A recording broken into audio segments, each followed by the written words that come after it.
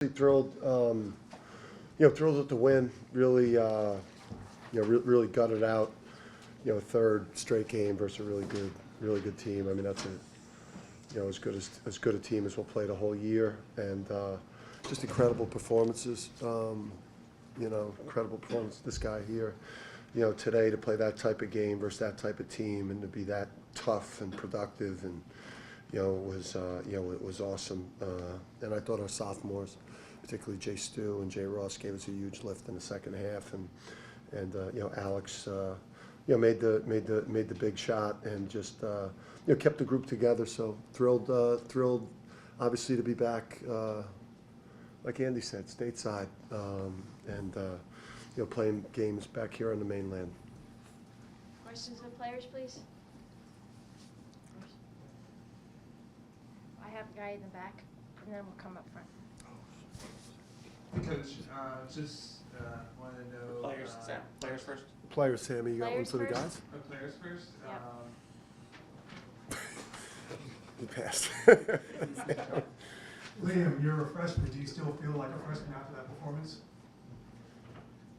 Yes, I still feel like a freshman, but I'm never going to let age or my class of school define how I'm going to play. I'm still going to play my game.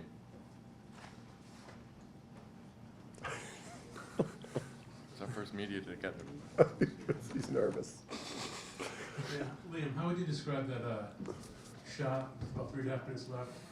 Put you up 6. It almost seemed like you flipped it over your back. What happened on that one? Yeah, I don't know how that one went in. I was pretty out of control. That was a lucky one. That was Madison Square Garden right there. How so? Just the aura this place has, the aura the crowd brought. That was lucky. He's heating up. Wow. He's warming up. Guys, it seemed like it was a home game for you. You had a lot of fans in the house. I wanted your comments on that, and also about the physicality today. It seemed like the refs really let you guys play. The fans always show out when we play at MSG, and this isn't the first time that UConn Nation really, helped us give energy throughout the gym, and Big East tournament, and these type of games too. They're always there for us, and yeah, it was a physical game, but we knew that coming into it. We knew that it was going to be a battle on the glass, and we knew that it was going to be two high-powered offenses going at it, and defense is what really separated the game. Right here. Liam, you had alluded to it, but what was this Garden experience like for you? You walked out. What did you think? When did it kind of hit you that you were here and playing? What's your take on the whole experience? So I'd heard a lot about it just from the success of last year's team, and I just wanted to carry that forward and keep that momentum up in this place. I'd never played in the Mecca before, but it was a great first experience. Anything else for the players? Right here and then right here. Yeah, Liam, you had a moment there, you backed down the crowd. I think Coach, you saw it and started doing the same. But just to carry that mentality into this game, I know Coach has been talking about wanting to play with swagger. How important was that to you, especially in an atmosphere like this? I think it was after a three I made, and that fired me up. So I just wanted the crowd to feel my excitement and get us back into the game and get our momentum going. Guys, what did you think last week when Coach said maybe they put the shovels in the dirt on you guys too quickly? And do you feel like you made a statement here with this game and these recent 4 wins in a row? We always agree with Coach, and we definitely. Even just as players, we felt the backlash, and just everyone kind of just gave up on us after what we did in Maui, and the only response we had to do was prove to everyone the type of team that we were. And we definitely got these 3 games, which we needed badly, but at the same time, we know we start Big East play, and Big East play is no joke. So I'm glad we proved to everybody who we are, but we have so much more work and so much more proving that we can do as a team. Alex, as someone who's been through all these things before, you kind of push yourself back 2 years ago. What can a game like this mean for a freshman like Liam to come here and do this in this setting?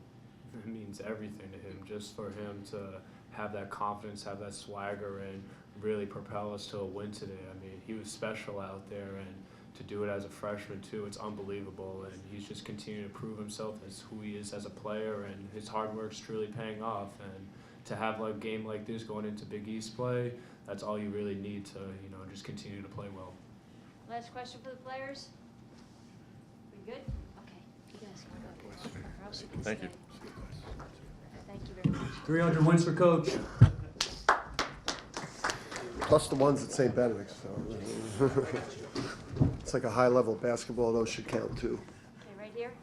Right, Zach? Did you get credit for those St. Benedict's wins? That should I should. There are like Division I coaches that count D2 You wins. gotta add that to your total.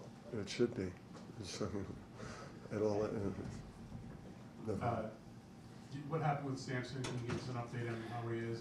Yeah, I don't know. Sam, obviously, he's going to go into the protocol. He was screaming. I could hear him at the end of the bench. I'm good. I'm back. But he, we just got to see where it goes from here. But he's definitely in the protocol now. Right here.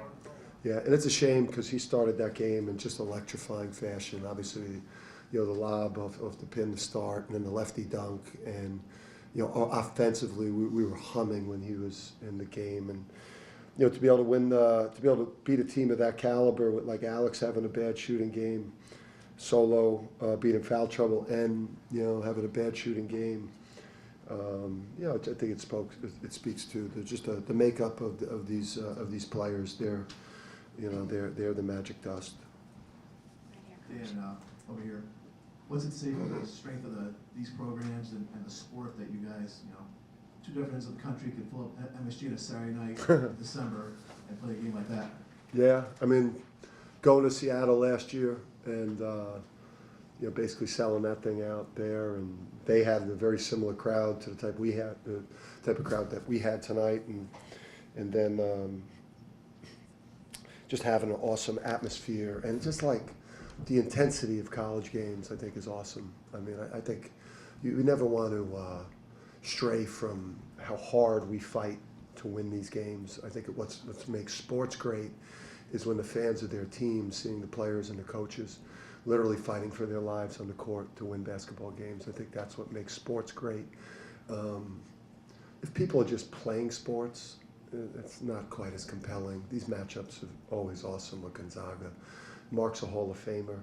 They're one of the top 5 programs in the country year in and year out for the last 30 years. So, hopefully we could extend this series with them. Dan, there was up the middle. I think there was a stretch in the second half where it was like a 6 or 7 point flurry to push you guys ahead, and the plays were made, by Jalen and then 2 newcomers in Liam and Terrace. I guess, what have you seen from the guys over the last couple of weeks as they've tried to gel and tried to grow together to really offset some of the losses you had last year in terms of guys departing for the NBA? Yeah, just I think it speaks to just our ability to filter through the recruiting process, filter people into the program, or they pick us or we pick them, but there's a filtering process where we do get men of very high character. When we were going through the Maui experience, and then returned home, the narratives and the external noise, people of not of our character and caliber might have really gone into a pretty big slide. I mean, we could have found ourselves under 500 going into league play very easily with this stretch of games. So just those guys. Liam McNeeley, was like born to replace Cam Spencer, and Terrace is just his improvement in efficiency, and trusting the sophomores. I think you could see that they showed tonight that we probably made the right decision to take some lumps early, but the upside of Jalen Stewart and Jaden Ross and Solo Ball, I think, gives us a chance to improve a lot more throughout the course of the year than maybe a lot of teams that are really old right now maybe don't have the upside that we have once our guys really grow up.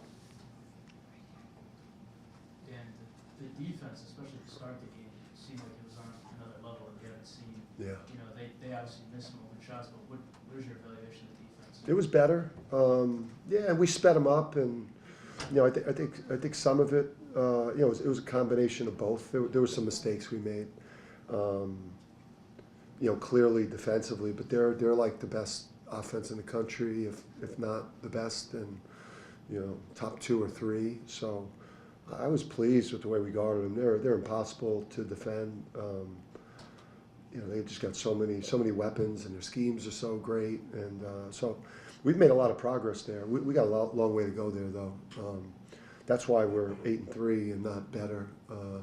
Is obviously our defense and our rebounding have not been what they've been the last couple of years. Right here. Coach, I heard you make some comments after Maui and Baylor that you had to basically realize this isn't last year's team, and I just wanted you to talk about like your journey on realizing that this is not last year's team because they're starting to play like last year's team. Yeah, listen, Maui was a very complex. It was a very complex trip. There were a lot of things going on. The 3 games felt like one long game. I mean, it was a total blender we were in out there. When you're in a tournament like that, it's hard to separate and evaluate and just look for us. I mean, the level of success we were having as a program, just to go out there and lose that first game and get the thing with the officials, and I think it was just it was a great thing to go through, very valuable for me. Obviously, every year, 18 months, I have an episode with the referees.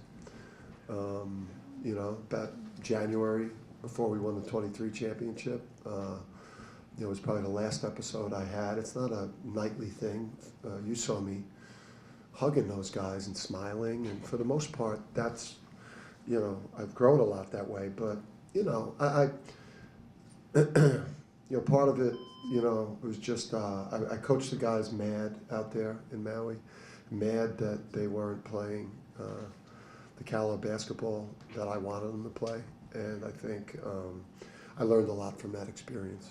Some of the criticism I took, I deserved. Not all of it. There were a lot of. Next question. Dan, you talked about some of the younger guys having an upside.